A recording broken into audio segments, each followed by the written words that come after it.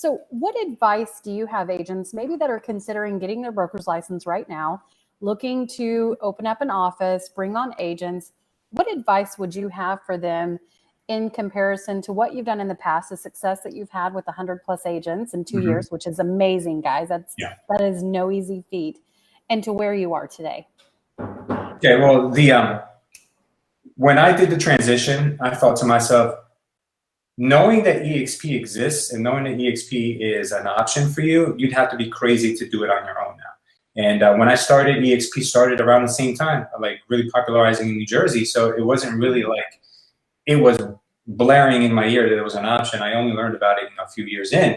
So right now, I'm going to tell you this, even though a lot of agents, they're going to want to try it anyway, and that's fine. It's your right to do that.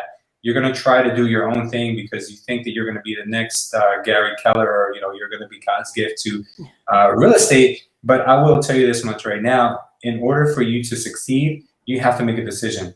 Are you going to continue being a real estate agent and now also services realtors and compete with them? Because if that's the case, you're not going to grow your business. You have to make a decision. When I opened up my brokerage, I said, okay, I'm going to be an owner.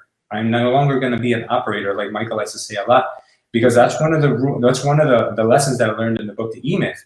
A lot of times when a plumber works for a plumbing company, he says, oh, I know this plumbing thing. I can do this on my own, because they see the owner of the plumbing company making a ton of money, right? That's what they see on the surface. And then when they become a plumbing company, now they're the plumber, they're the receptionist, they're the accountant, they're the marketer, and they're everything. Now they've gotten themselves an even more stressful job than before. So if you're going to open a brokerage, or even if you're going to start a high-level team, you got to get yourself out of that mindset that now you have to produce and you have to do these things. It's going to be a decrease of income, no doubt. It's going to be a decrease of income in the beginning. It's a very scary thing, giving away your listings, giving away your buyers, giving away all these things that you could just go and cash out $10,000, $20,000. It's gonna be really difficult. But if you really want to be a broker, then you got to be ready to make that change. You can't play both sides of the field, because number one, you're competing with your agents, and number two, you're going to run yourself so thin, you're going to be miserable. You're going to hate the industry that you're in. So you got to make a decision to step back and then just watch things from a macro level. That's probably what I can tell you. Yeah, absolutely. And one of the things that, you talked about Tony Robbins before, and one of his quotes is, are you a business owner or are you a business operator? And a lot of us get into real estate to be a business owner, to have financial freedom, time freedom, location freedom. Well, what happens is we no longer have that. You can get financial freedom for what you give up more time. So that's where he would argue that you're an operator and not an owner.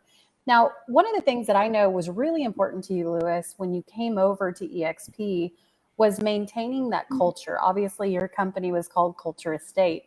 You guys had an amazing culture in your office. How have you been able to maintain that transitioning into a virtual brokerage? Yeah, great question, because it was a fear of mine.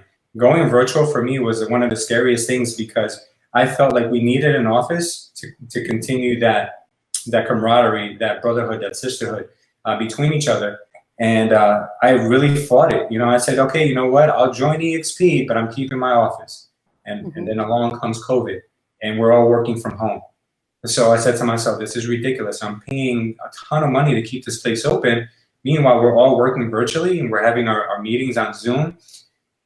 I think that I have to ask this question. So I asked a lot of my agents, hey, do you like working from home? Would you consider continuing working virtually if I can give you guys the top commission in the company? I can give you all the benefits, but we won't have an office. Or do you want to keep the office? So unanimously, everyone asked us, said, you know what, if it's going to help you and we can get more out of it, then let's just stay virtual. So we've lost agents over the course of the last, I would say, year and a half, but we've only lost agents that we would have lost anyway. It wasn't, we didn't, because my fear was that they're all going to leave because we're not going to be in a space together. But actually, absolutely not. A lot of them banded together and met up at Regis's. A lot of them did a lot of, how would I say, cold calling with each other, role playing with each other. All did it virtually, and we've never missed, for lack of only holidays. We've really never missed a mastermind Monday that now we have more attendance to because it's done on Zoom. And before, when I used to orchestrate this whole fancy thing in the office, I have sometimes 5 people in there, and maybe most of the people watching on Facebook. We haven't gotten back to putting our stuff on Facebook, but we are going to start doing that very soon. But it should have been a precursor to me that more people will watch you online than they will in person. And now that we do this on Zoom, it's just like, it's a no-brainer. So for us, it's been, I went through a phase myself where I felt, because COVID really oh my God, that thing took forever to really, especially in New Jersey, for us to be able to like get around each other.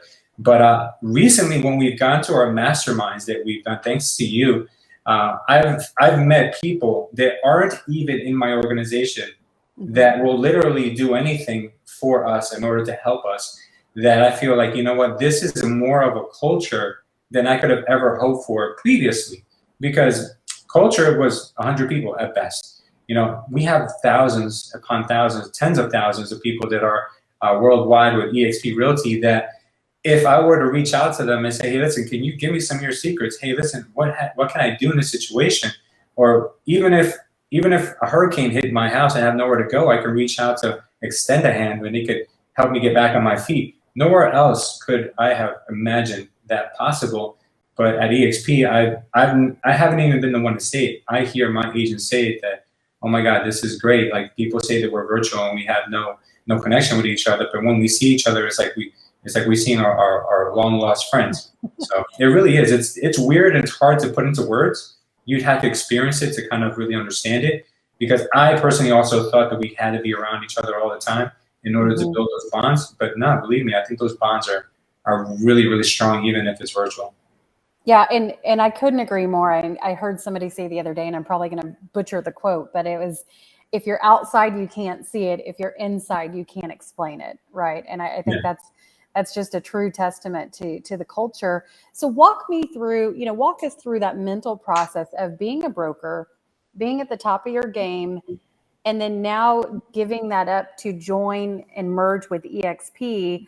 I know that was a very unselfish move, because now you're giving your agents expansion opportunities and ownership, right? Yeah, absolutely. So a lot of it had to do more with ego than it had to do with money, right? So let me explain that to you. Because when I became a broker, I knew I was going to take a cut in my income, right? So I wasn't new to that. Coming out to eXp, I knew I was going to take a cut in money. As a matter of fact, I created a very elaborate calculator to figure out how much I was actually going to lose. So I was okay with taking a loss, knowing that my agents were going to be in a better position. I was going to be able to retain them longer, keep us together, and take the financial issue out of the equation. No one could ever leave us now for more money, because there really isn't any more money out there. So that's gone. So I said, you know what? Now it's just about, building a brand, building a team, and just helping us grow. But the biggest problem for me and every other broker who is going to be making this transition, or team leader, a lot of them are going to be caught up in self-egotistical things, such as, one of my things that I laugh about now is that I didn't like eXp's colors, orange and blue. I was like, this is so ugly. I didn't know, because I had my head so far up my ass that I didn't know we had black and white versions. Right. And I could use the black and white version. It was crazy to me. So getting over myself, and a lot of brokers who are, you know what, I'm going to go on a limb and say this. The majority of brokers out there are hurting, but they don't want anyone to know that they're hurting. The vast majority of team leaders have no idea what they're doing, need support, don't have enough resources, but they're too, they're worried about what people would say about them if they were to ask for help. It's true. I know it because I've experienced it. The office was one of the biggest blessings for me, because I got to learn a lot about people and management and employees and just payroll and all these things. And I know how much it costs to operate an organization on a high level. You can do all of the things that you want to do through eXp without the money being an issue. But for me, it was kind of like, if I do this, I've lost my identity as being the man at the top. I've lost my name at the front door. I've lost the ability to call myself the broker. But what do I gain on the other side? You got to sometimes maybe sit down and make a list down the middle, pros and cons. And when you write down all the pros, you're going to fall off your chair when you see that all the pros are all about yourself. It's all about you and your ego and your greed. That's really what the only stuff that was on the pro side was me. Everything that was on everything that was on, yeah, I guess you would say that. And then everything that was on the con side benefited everyone else but me. And then I said to myself, wait a minute, this is not making any sense. I need to do this because I know from being in business so long that you can't build anything on your own. You need other people. And if you're the only one benefiting, sooner or later, the chips are going to fall and people are going to see it's a house of cards and everything is not going to work out. So what I'm suggesting is that if you're on the fence, if you're thinking about EXP, or maybe you're already ruled EXP out because you think that you've got it all figured out, write down on a list what you would benefit from joining and write down on another list what you would benefit from not joining. And then you make a decision at that point. Absolutely. And one of the things I know you've heard me say that I love to say is your ego is not your amigo, right? Yeah. And we all have an ego. I mean, I used to be a broker as well. And, I had to sit back and say, what is the best product that's out there for my agents? And you have to do what's in the best interest if you're going to build a team or, build an organization. So, and I love one of the things that you said, if you go fast, you go alone. If you go far, we go together. So let's talk about that with really the expansion opportunities. Because I know that you had built the successful office in New Jersey. You had plans to franchise out, right? And you've already invested in franchising out your business. Now let's flip that to what you're doing today on a global level with EXP. How is that different than what you were doing a couple of years ago? Oh yeah, it's totally different because I didn't have the resources to support agents that were 30 minutes away from my office. I noticed that every time we get an agent that was more than 30 minutes away, it was just a matter of time until they left because it didn't really make sense. We weren't able to give them the resources and the community that they needed. So by being able to now be a part of this amazing network of EXP, I have agents that are in our organization. Now, you know what? I don't like to say I have agents, but I've partnered with agents that have joined the organization because of us and our agents who have brought them on. I have agents in states that I've never even been to, and I don't even plan on going to, which is incredible. I didn't have to put in the legwork. I didn't have to put in I remember there was one day when I was a broker, I met with, and this is a blessing and a curse, I met with 8 agents in one day to join my office. 8 in one day. I said, that's amazing. And I think they pretty much all joined. But I spent the entire day. And I thought to myself, like, the only one who cares if I grow my brokerage is me. With EXP, everybody benefits from growing the organization, not just me. So that just, the light went off, it's just like, I have to do that. So now I'm, thanks to you and the opportunities that I know that I have now, I'm working on agents from different countries. I'm working on agents in Canada, the UK, and Spain, and soon Latin America, because I've recently learned that there's a huge opportunity in doing so. So yeah, we're about to go nationwide, believe it or not. So that's exciting to say. And I'm glad that I'm saying it publicly because I'm holding you guys are going to hold me accountable. Social accountability, right? Absolutely. And that's what I love the term. It's a borderless brokerage. I was looking at our organization yesterday, and we're in 31 states and 5 countries. Guys, I could not do that, on my own. So let's talk about the compounding effect, because I was on a call yesterday with a broker who, is definitely comfortable in his own right. But one of the things that he was missing was, here's my 25 agents that I have. I would initially lose money to join EXP, but he was missing the fact of, number one, we could have cut out a lot of overhead expense and liability is huge. But the other part is the compounding effect, where, as you mentioned, now your agents are as incentivized as you are. So let's talk about how that can compound in relation to how you were set up as a broker. Yeah, I mean, look, most people's brains are not wired to understand compounding. But if you double a penny every day for 30 days, that's $6 million. You just think about it, right? So even if you don't, it doesn't work exactly the same way with growing your organization with EXP Realty, you don't have that opportunity anywhere else, even with your own brokerage. You just can't do it. There's other brokerages that are attempting to do the same thing that EXP Realty has already done. and they're falling, like saying they're falling short is an overstatement. They're nowhere even on the radar. What EXP is able to create so far is more powerful than just an idea on paper. It's a movement. People really do care about this company growing, and the reason why is because they're not growing someone else's company. It's an agent-led company. It's an agent-owned company.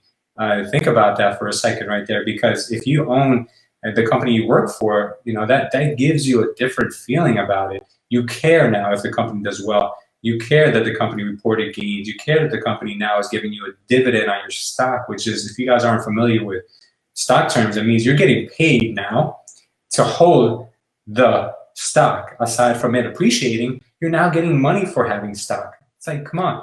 So you're getting paid now so many different ways. And on top of that, having the opportunity to, I don't know, bring in an agent a month for the next year, that gives you, let's say 10 of them stay on. You've got 10 agents who can possibly now bring in 1 or 2 agents themselves. Now within 5 years, you've got an organization of 100, maybe more agents that are working towards their own goals and are not feeling like they have a broker to report to. Like they have someone that's telling them what to do with their time and how to do their things. It's really just more like a real true partnership where everyone kind of like masterminds and bonds together to figure out, how do we do this better? Mm-hmm. And no one feels like they're getting taken advantage of, because whether you've been in real estate one day or you've been in real estate 20 years like me, we all get the same opportunity. We all get the same commission split, and we all get the same stock awards. No red carpet was laid out to me for bringing over 100 agents. If you got your license 6 months ago, you can come on and have the same opportunity that I had. I love it. And that's really the key there, is we all have the same opportunity. So it's never too late to get in. And one thing that I really want to end with, you said that it's a movement. Yeah. And I truly believe EXP is more than just a real estate brokerage. It's a movement. So Louis, I want to thank you. Before we go, anything else that you want to highlight before we end this call? Yeah, absolutely. So for a lot of you who are considering or might be looking at EXP as an option, I'll tell you right now, as an agent, it's a no-brainer. You leave your brokerage and you go check it out and you don't like it, you can come back. And if you come back, I guarantee you, your broker will give you more commission so they can use you as an example so no one else leaves. So you have zero, how would I say?